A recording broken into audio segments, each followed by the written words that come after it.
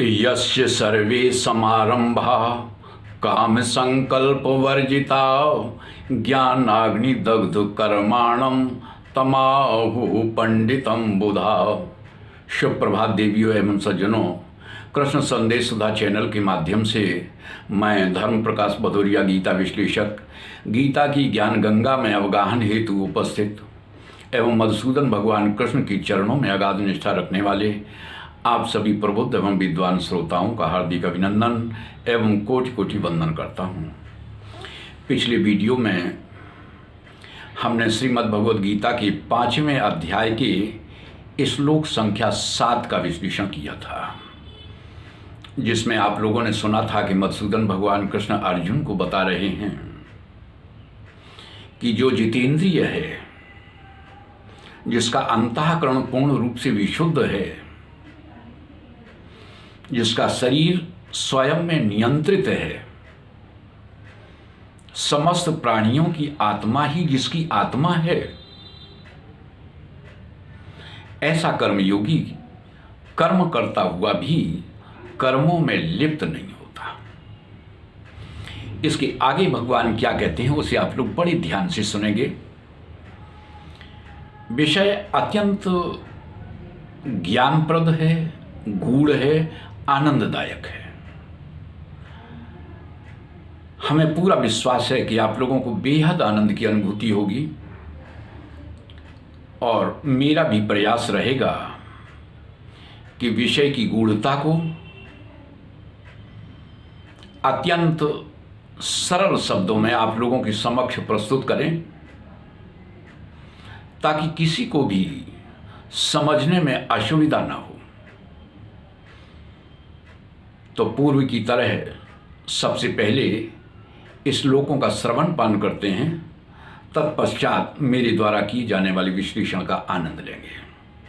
तो सुनते हैं अगले श्लोक कि नैव किंचित करोमीति युक्तो मन्येत तत्त्ववित् पश्यन् श्रवन् स्पृशन् जिघ्रन् नश्नन् गच्छन् स्वपन् श्वसन् प्रलपन् विसृजन् गृह्णन् नुन्मिषन् निमषन्नपि इन्द्रियाणीन्द्रियार्थेषु वर्तन्ते इति धारयन्। इस श्लोक के माध्यम से मधुसूदन भगवान कृष्ण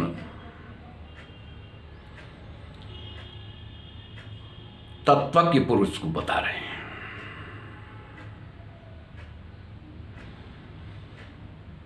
कि देखता हुआ, सुनता हुआ, स्पर्श करता हुआ, सूंघता हुआ, खाता हुआ, चलता हुआ, सोता हुआ, श्वास लेता हुआ, बोलता हुआ, त्यागता हुआ, ग्रहण करता हुआ और आँखों को खोलता और मूंदता हुआ भी ऐसा माने कि समस्त इंद्रियां अपने विषयों में बरत रही हैं, मैं कुछ भी नहीं करता। ध्यान देंगे, प्रथम श्लोक में यानी श्लोक संख्या 8 की प्रथम पंक्ति में एक शब्द आया है, युक्तो मन्येत तत्त्ववित्।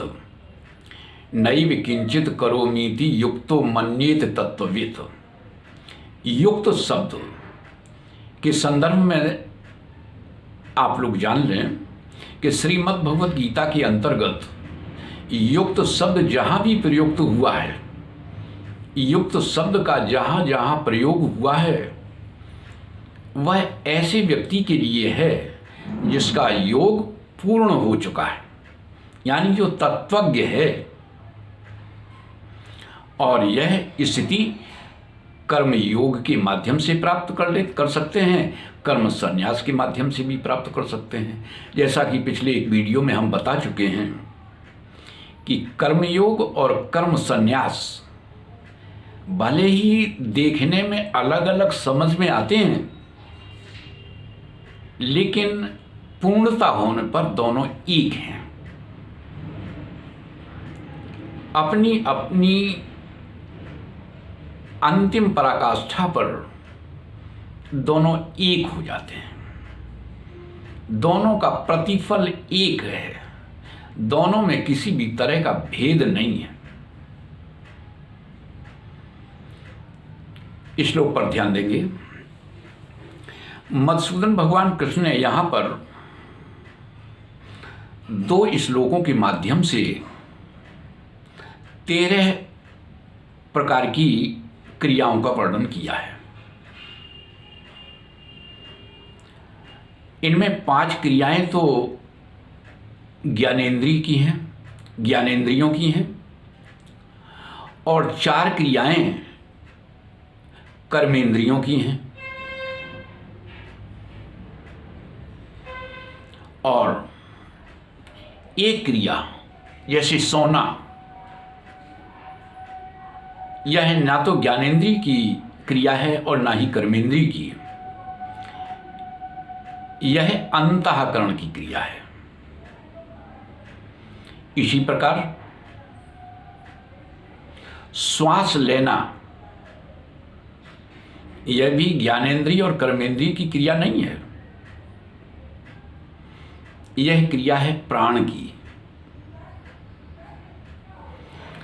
और आंखें मूंदना, खोलना, ये जो क्रिया है यह उपप्राण की क्रिया है। इसे कूर्म क्रिया भी कहते हैं। तो इस तरीके से 13 प्रकार की क्रियाओं का वर्णन किया है। और इन क्रियाओं के संदर्भ में मधुसूदन भगवान कृष्ण का कहना है कि साधक को ऐसा नहीं मानना चाहिए कि मैं इसका करता हूं, क्योंकि जो तत्वज्ञ पुरुष होता है वह इन क्रियाओं से किंचित मात्र भी अपना संबंध नहीं मानता। वह इनसे किसी भी तरह का संबंध ऐसा नहीं मानता कि वो किसी भी क्रिया का अपने को कर्ता स्वीकार नहीं करता, क्योंकि अपनी साधना के माध्यम से वह इस बात को अच्छी तरह से जान चुका है कि हमारा जो वास्तविक स्वरूप है उसमें कर्तापन होता ही नहीं। इसलिए प्रकृति के द्वारा संपादित होने वाली क्रियाओं तथा शरीर, मन, बुद्धि, प्राण,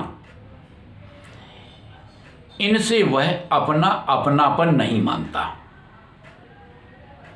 किंतु फिर भी सामान्य लोग अज्ञानतावश कह सकते हैं, भूल बस कह सकते हैं, या अहंकार बस कह सकते हैं कि वे अपने को कर्ता मान लेते हैं।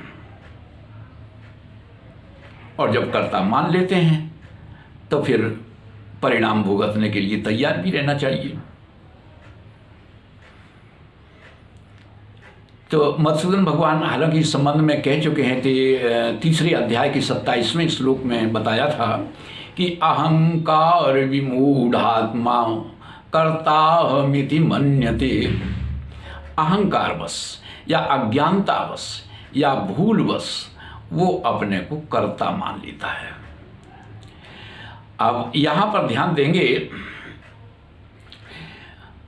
एक सार बात आपको बता देते हैं कि ये जो प्रकृति है, जो क्रियाएं संपादित होती हैं, तो ये जो प्रकृति है वह क्रियाशील है और पुरुष या चेतन तत्व जिसे कहेंगे वह क्रिया रहित है। तत्वज्ञ पुरुष समस्त कर्म इस प्रकार से करता है, यानी वो करता क्या है, वह इस कर्मों के प्रति उसका सोचना, उसकी सोच यह रहती है कि जिस तरीके से हम वाहन के माध्यम से कहीं की यात्रा करते हैं तो वाहन चलता जाता है, लेकिन हमारा बिना चले हुए ही चलना हो जाता है। अतः यह बात अच्छी तरह से समझ में आ जाती है कि प्रकृति में ही क्रिया है, चेतन तत्व जो है वह क्रिया रहित है। और भगवान कहते हैं कि समस्त इंद्रियां अपने अपने विषयों में ही व्रत रही हैं। इसलिए तत्वज्ञ पुरुष अपने को किसी भी क्रिया का कर्ता न माने। तो आज की वीडियो में बस इतना ही। हमें विश्वास है कि आज की ज्ञान चर्चा में आप लोगों को सचमुच आनंद आया होगा।